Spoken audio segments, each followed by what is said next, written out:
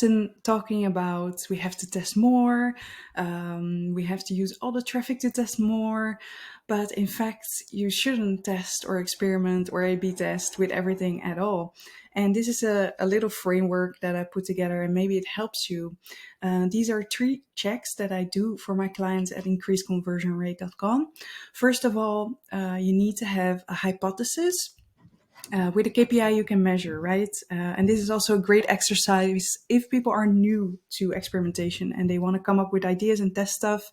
Just teach them how to shape a hypothesis and always make sure that there is a KPI you can measure.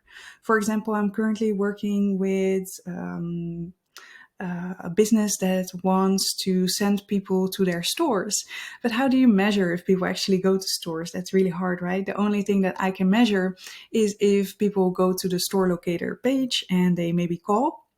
And that's it. So that's what I can measure, but not the rest. So you always need to have something on site to measure, or sometimes you need to implement something new, a new event to make sure that you can measure your results.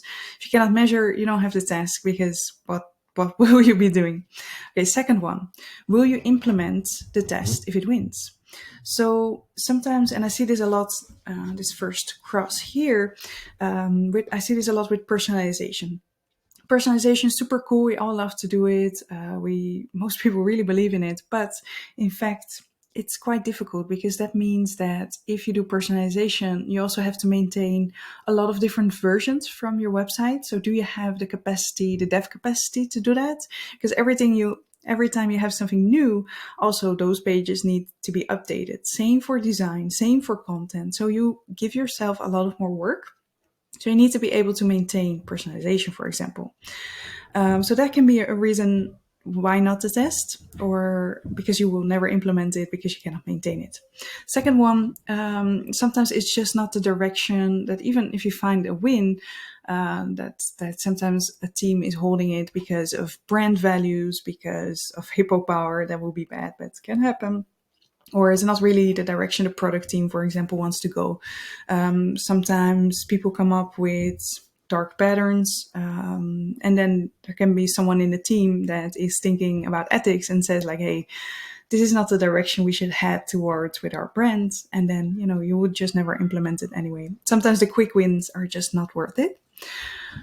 Thirdly, I often see when experimentation becomes more of a thing within organizations that people use it as to win an argument in a way, like, no, I'm right, and then the other person says, no, I'm right. Okay, let's experiment this. But then if I'm there in that company helping with my consultancy, then I always ask like, okay, but what if it wins? Will you even implement it? And then they say no. And then they also realize they were fighting about something that was not really important. It happens. Probably there's more examples here.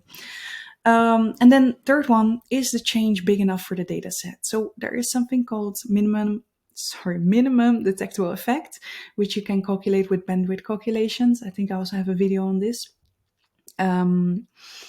So if your MDE, your minimum detectable, is, for example, 15%, then that means you need to create with your variant an uplift of 15% in order to be able to measure it.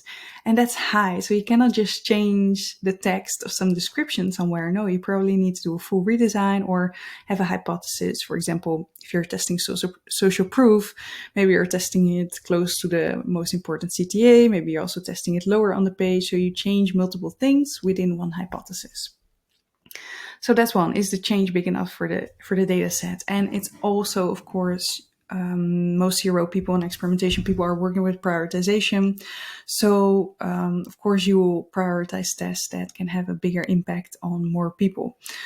So that's how you also work with data in order to make sure, to check with yourself, will you really test it? I'm very curious to your experiences. Do you have more check questions that you ask when you want to test something, yes or no? Let me know. Have fun. Bye.